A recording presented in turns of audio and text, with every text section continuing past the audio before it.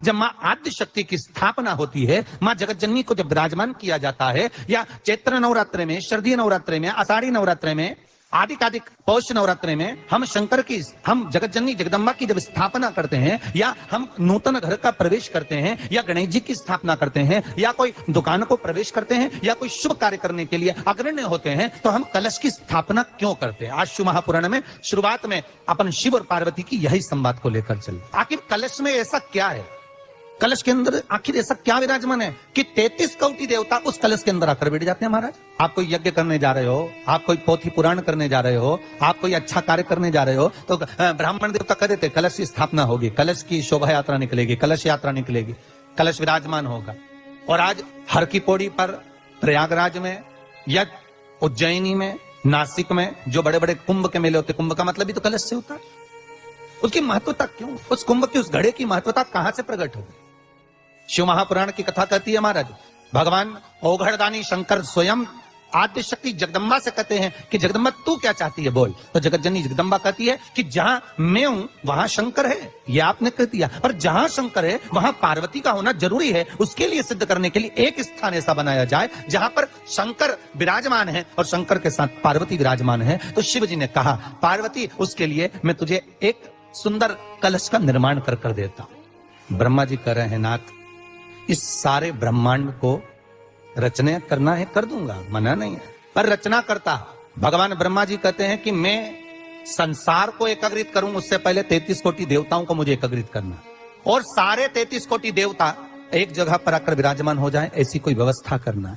शंकर भगवान ने कहा, बनाओ ब्रह्मदेव, तुम निर्माण करो। ब्रह्मा, शास्त्र कहता है कि भगवान शिव स्वतः, शंकर तो शंकर है, भगवान शंकर ने एक मट्टी का सुंदर सा भाग ढेला एकत्रित करा, उस ढेले से भगवान ने एक सुंदर कुंभ का निर्माण करा, एक सुंदर कलश का निर्माण करा। भगवान कुंभ का निर्माण कर रहे हैं, भगवान कलश का निर्माण कर रहे हैं, और भगवान स्वयं ब्रह्मदेव कर रहे हैं कि आप ऐसा निर्माण कर दो जिसमें 33 कोटि देवता स्वतः विराजमान हो जाए। तो भगवान ने उस कलश का निर्माण कर दिया। अब कलश का निर्माण करा तो स्वयं भगवान ब्रह्मदेव बोले, प्रभु इस कलश के अंदर मेरा स्थान कहां है? मेरा स्थान कहां है? बहुत ध्यान देना महाराज, कलश का जो मुख होता है, उस मुख पर भगवान विष्णु का स्थान होता है। किसका स्थान है? भगवान विष्णु का। थोड़ा सा नीचे आओगे, जहां से कलश का मुख दबा हुआ होता है, वह जगह भगवान स्वयं शिव की होती है। किसकी जगह है?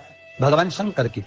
कलश का अग्रभाग, नीचे का भाग जहां से फैला हुआ होता है, वहां ब्रह्मा का आधिपत्य स्थापित होता है। फिर कलश का जो नीचे का भाग होता है, वो भगवान शिव और शक्ति का स्थान होता है।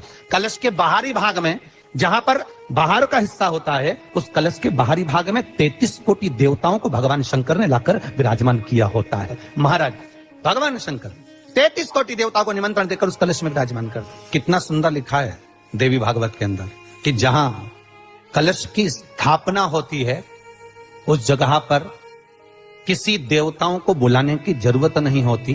33 कोटि देवता उस जगह पर स्वतः विराजमान हो जाते, स्वयं 33 कोटि देवता स्वयं वहां विराजमान।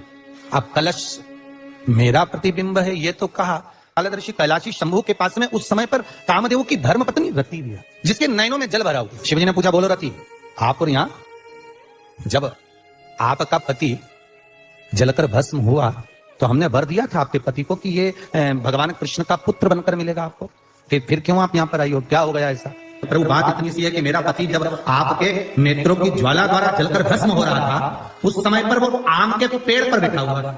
आम के पेड़ पर मेरा पति बैठा हुआ था, उसके चक्कर में वो आम का पेड़ भी जला। तो वो आम का पेड़ जो जला, उसने मुझसे कहा है कि पति का तो उद्धार हो गया, पर हमारा उद्धार कैसे? अब देखिए, कई लोग कहते हैं प्रश्न करने वाले पीछे नहीं हटते महाराज, बहुत प्रश्न करते हैं, और प्रश्न कर पूछते हैं, गुरुजी ये कलश के ऊपर आम के पत्ते क्यों लगते हैं? उसका उत्तर है, ध्यान दीजिए।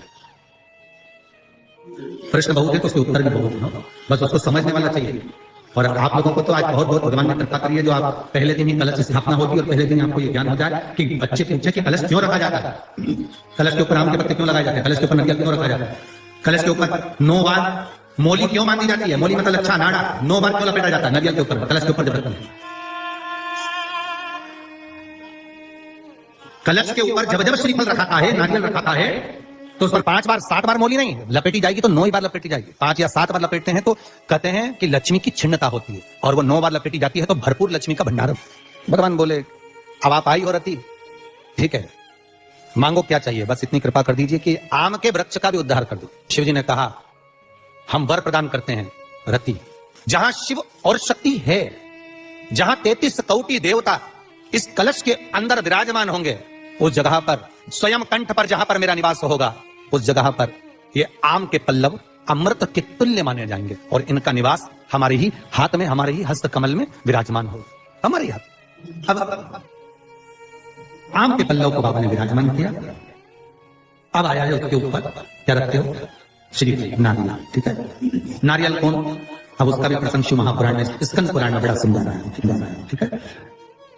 भगवान शंकर और पार्वती विराजमान है कैलाश पर्वत पर। भगवान शिव के मन में बात आई, शंकर भगवान ने मां पार्वती जी से कहा, हे जगतधात्री, हाँ प्रभु बोलिए, सुनो। तो देवी भागवत में आता है कि जिस जगह पर शंकर भगवान ने पार्वती से एक बात कही कि हमारा मन है कि हम दोनों बालकों की परीक्षा लें, और पार्वती जी ने जब भगवान शिव से कहा कि बच्चों की परीक्षा क्यों लेना, संतान आप ही हैं और इनकी परीक्षा क्यों लेना, किस लिए आप मत करो परीक्षा, मत करो। शिव तो शिव है, बुला लिया कार्तिकी को, गणेश जी को बुलाकर कहा, बुलाकर बोलो जो पृथ्वी की